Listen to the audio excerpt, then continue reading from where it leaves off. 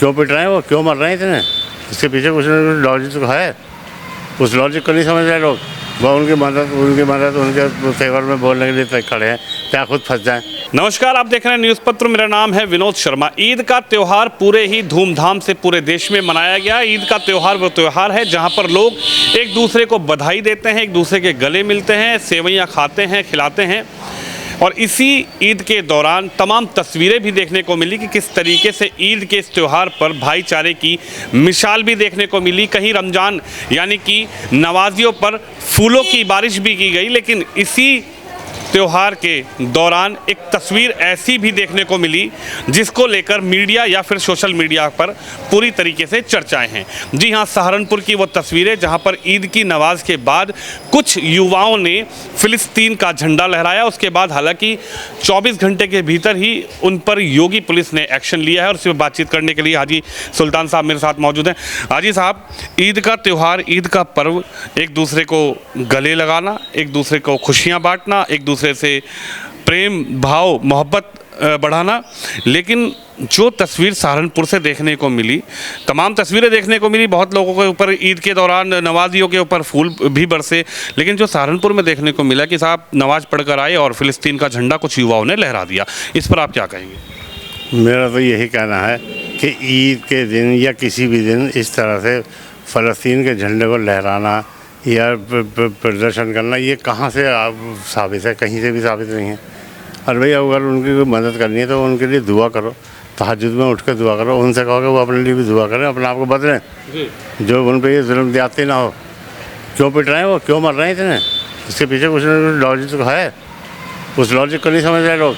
वह उनकी मदद उनके फेवर में बोलने के लिए तय खड़े हैं, क्या खुद फंस जाएँ। अब जितने भी जो लोग पकड़े गए, जिनके लिए FIR हुई है, और वो सब जेल में जाएंगे, उनके मुकदमे होंगे और जेल में पता नहीं कब तक सड़ेंगे।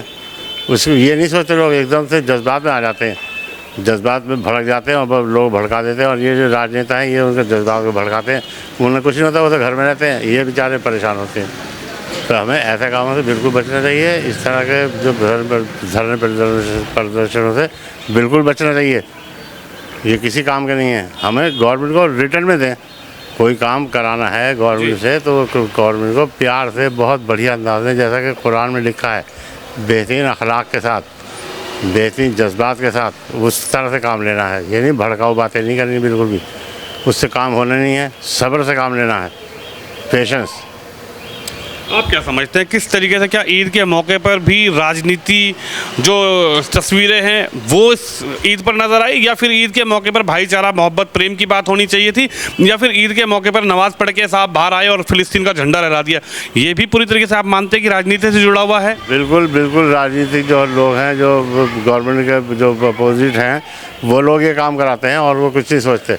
सोचना चाहिए। त्यौहार है, त्यौहार के दिन कोई बलवा हो जाए ज़्यादा तो क्या होता, उसको लेकर के कोई बलवाई आ जाते और कोई और ज़्यादा कुछ हो जाता काम, तो क्या होता, सारी मिल जाती, सारी मिट्टी में मिल जाती। तो वो काम तो बदनाम होता, तो मुस्लिम बदनाम होता। देखो साहब, ईद के त्यौहार पर ही बलवा कर दिया। तो अपनी बदनाम की तो खुद अपने सर मोल लेते हैं और उससे बचना चाहिए। हम अपने घर में हैं, हमने कुछ नहीं कहा किसी को, तो अपने आराम से बैठे हैं। आपने ईद मनाई? बिल्कुल बेहतरीन मनाई। हमारे रिश्तेदार भी आए, हमारे नॉन मुस्लिम दोस्त भी आए, बहुत बेहतरीन ईद मनाई। लेकिन इस तरीके के नमाज के बाद ईद के दौरान इस तरीके की जो तस्वीरें आ रही हैं या तस्वीरें वायरल हुई हैं, तस्वीरें देखने को मिली है, ये दर्शाती क्या है अपने आप में कि साहब आप नमाज पढ़कर आए तो आपको एक दूसरे का गले मिलना चाहिए था, आपको एक दूसरे को बधाई देनी चाहिए थी, आपको निमंत्रण देना चाहिए था कि साहब आज हमारे यहाँ ईद है, आप हमारे यहाँ आइए और हम आपको निमंत्रण करते हैं, चाहे आप मुस्लिम हैं चाहे आप नॉन मुस्लिम हैं। मैं भी एक कल व्यस्त था, हालांकि आपने मुझे फ़ोन किया था, न्योता आपने भी दिया था, लेकिन मैं भी व्यस्त था। लेकिन एक हमारे एहसान भाई हैं, मैं उनसे मिलने गया, उन्होंने मुझे न्योता दिया, मैं उनके परिवार के यहाँ गया, ईद की बधाई दी। लेकिन ये कौन सी तस्वीर आई कि साहब आप एक दूसरे को बधाई तो दे नहीं रहे, लेकिन आप आते ही सीधा धार्मिक नारे लगाते और फिलिस्तीन का झंडा लहराते हुए नजर आ रहे हैं? मैं तो खुद भी परेशान हूँ, सोचने पे मजबूर हूँ कि ये ऐसा क्यों किया उन लोगों ने। उनका क्या मतलब है यहाँ बैठ के फ़लस्तीन से यहाँ पे बैठे, उनका क्या मतलब है? कोई बात है, कोई शिकायत है तो गवर्नमेंट को रिटर्न में देना। इजराइल एम्बेसी में दें लिख के कुछ। इससे क्या हो जाएगा? तुम झंडे लहरा रहे हो, अपने त्यौहार में रंग में भंग डाल रहे हो। अपने त्यौहार को बनाओ बढ़िया करके। मैंने हाजी साहब सोशल मीडिया पर एक तस्वीर भी देखी, मैं आपको उसका जिक्र कर लूँ। जैसे भारत में ईद मनाई गई, ऐसे फ़िलिस्तीन में भी ईद मनाई गई। गाज़ा पट्टी पर एक मस्जिद थी जो इस दौरान शहीद हो गई, उसके मलबे पर लोग पहुँचे, वहाँ पर लोगों ने नमाज़ पढ़ी, बाकायदा वहाँ पर ईद की नमाज़ हुई और शांतिपूर्ण तरीके से वो लोग अपने घर गए। उन्होंने तो कोई प्रदर्शन नहीं किया, उन्होंने तो कोई इस तरीके का झंडा नहीं लहराया, उन्होंने तो कोई इस तरीके की कोई बात ही नहीं की। उन्होंने कहा ठीक है साहब, ईद का हमारा त्यौहार है, जो जंग लड़ाई चल रही है उसके लिए क्या होना है, क्या होगा, वो भविष्य के उसमें है। लेकिन इस तरीके की जो तस्वीर वहाँ से नहीं आई, लेकिन भारत से इस तरीके की तस्वीर आई। ये सब जज्बाती लोग हैं, बस और कुछ नहीं है। किसी ने कह दिया और जज्बात में आकर और अपना काम कर दिया। बात का नहीं सोचते लोग। और वो भी फ़लस्तीनी क्यों नहीं सोच रहा कि उनकी मस्जिद क्यों शहीद हो रही हैं, उनके बच्चे क्यों शहीद हो रहे हैं, इतने डैमेज हो रहे हैं, क्यों इतनी हलाकतें हो रही हैं वहाँ, क्या इसके पीछे क्या लॉजिक है, उसको समझें। जिस दिन वो समझ गया तो सब बंद हो जाएगा, कोई अटैक नहीं होगा। 60 लोगों का इस पूरे मामले में 60 लोगों को आइडेंटिफाई किया गया है, 5 को गिरफ्तार कर लिया है और लोगों की योगी सरकार, योगी पुलिस की तरफ से उनकी भी सर्च ऑपरेशन चल रहा है, उनको भी उठाया जा रहा है, उनको पुलिस पकड़ कर ला रही है।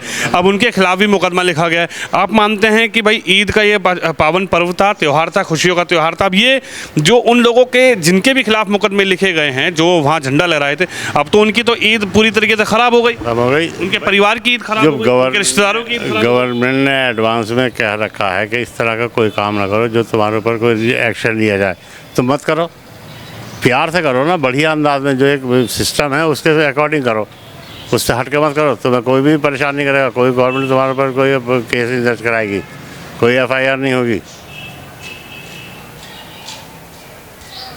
आप मानते हैं कि कुछ लोगों को गुमराह करा जाता है ऐसे मौक़ों पर, और चाहे वो जुमा, अलविदा जुमा हो, या रमज़ान के दौरान जुमे की नमाज़ हो, या फिर ईद के दौरान नमाज़ हो, और इसी मौके पर कुछ राजनीतिक लोग ढूंढते हैं कि साहब इनको कैसे टारगेट बनाया जाए, कि इनको कैसे गुमराह किया जाए, और जो एक भाईचारा, मोहब्बत, प्यार, सौहार्द का त्यौहार है, इसमें खलल कैसे डलवाई जाए या कैसे डाली जाए। आप मानते हैं इस चीज़ को? बिल्कुल मैं मानता हूँ। मैं तो बार बार कह रहा हूँ कि इसमें जो है गरीब लोग जो हैं वो जाहिल भी होते हैं, गरीब भी होते हैं, और वो उनके कहने में आ जाते हैं, भड़काए में जज्बाती हैं, वो आ गए और बस बोल दिया जो चाहे, तो सोचा कुछ नहीं कि कल को क्या होगा। और वो तो घर में बैठ जाएंगे, ये बेचारे परेशान फिरेंगे, कोर्ट के चक्कर काटेंगे, जेल में जाएंगे, पता नहीं क्या क्या होगा, और कोई इनकी मदद भी नहीं करेगा। फिर वक्फ बिल को लेकर आप क्या सोचते हैं? क्योंकि 2 तारीख को संसद में वक्फ बिल संशोधन को पेश किया जा सकता है, इसको लेकर तैयारियां चल रही है, लेकिन all India Muslim personal law board लगातार वक्फ बिल संशोधन के खिलाफ खड़े हैं, वो विरोध कर रहे हैं। उनका साफ कहना है कि साहब वक्फ बिल किसी भी तरीके से पास नहीं होने दिया जाएगा, ना होने देंगे। अगर कुर्बानी भी देनी पड़ी तो कुर्बानी देंगे, जो भी हमसे होगा वो करेंगे, लेकिन वक्फ बिल को हम पास होने नहीं देंगे, क्योंकि वक्फ पास हो गया तो सब कुछ सरकार के अंडर चला जाएगा। पर्सनल बोर्ड वाले जाके अपनी शहादत दे रहे हैं, अपनी गर्दनें कटवाएं वहाँ जाकर के। क्यों गरीब आदमी को आगे कर रखा है? खुद जाए ना, गवर्नमेंट से खुद लड़ें। जितने 10-5 लोग ये हैं, यही लोग लड़े हैं, पब्लिक को इकट्ठा करते हैं, कुछ नहीं होगा। हम तो बार बार कह रहे हैं मोदी जी से भी कि मोदी जी वक्फ बोर्ड जो है वो मुसलमानों के अंडर में रहना चाहिए। हाँ, उसमें जो चोरी करते हैं, जो चोर हैं, उनको आप जेल में डाल दीजिए, बिल्कुल, क्योंकि उन्होंने वक्फ बोर्ड का कोई फ़ायदा पब्लिक तक पहुँचाया नहीं, उन्होंने खुद ही बेच के खाया उसको। कोई दूसरी कौम का लोग नहीं खाया उसको बेच करके, इन्होंने ही खाया है। ये खाना बंद करें और उसके लिए यतीम खाने बने, स्कूल मदरसे बने, चैरिटी होम बने, और उसके लिए अपना जो है नाइट शेल्टर बने, सिटीजन होम बने, इस तरह के उनके लिए कोई कारखाने बने, कारखाने लगे। ये बताइए, वक्फ बोर्ड के विरोध में लगातार नजर आ रहे हैं, आप क्या कहेंगे? वक्फ बोर्ड में संशोधन हो, इससे सहमत होना चाहिए? बिल्कुल होना चाहिए। उसमें बिल्कुल जो कॉन्क्रीट काम होना चाहिए। जो वक्फ बोर्ड जो बचा रहा है वो गरीबों के लिए काम करता है, गरीबों के लिए काम होना चाहिए। मोदी जी ऐसी पॉलिसी बनाए कि गरीबों के लिए ही काम हो। ये जो झूठे मकान मुसलमान बैठते हैं ना, ये बिल्कुल ना उसका मिसयूज़ कर पाए, कोई भी मिसयूज़ ना हो उसका। वक्फ बोर्ड का लेकिन कह रहे हैं कि अगर मोदी वक्फ बोर्ड मोदी के अंदर आ गया तो मस्जिदों पे ताले लग जाएंगे, मदरसे बंद हो जाएंगे, मोदी जी तो अपना कब्जा कर लेंगे, सरकार तो अपना कब्जा कर लेगी, फिर कैसा काम चलेगा? कोई नहीं कब्जे कर रहा, कहीं नहीं हो रहा कब्जे, इन्होंने कब्जे कर रखे हैं। इनके दिल में दहशत है कि इनके जो कब्जे में ज़मीन है वक्फ बोर्ड की वो छिन जाएंगी।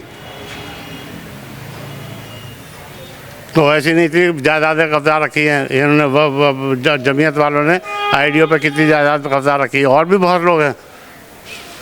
वो किसने कब्जा रखी? किसी मोदी ने कब्जा रखी, किसी हिंदू ने कब्जा रखी है? आपको लगता है कि जो गवर्नमेंट करना चाह रही है वो एक लॉ है, एक तरीके से हो रहा है, उसमें लॉफुल तरीके से गवर्नमेंट को करना चाहिए, अपनी तरफ से कोई चीज़ इम्प्लीमेंट नहीं करनी चाहिए।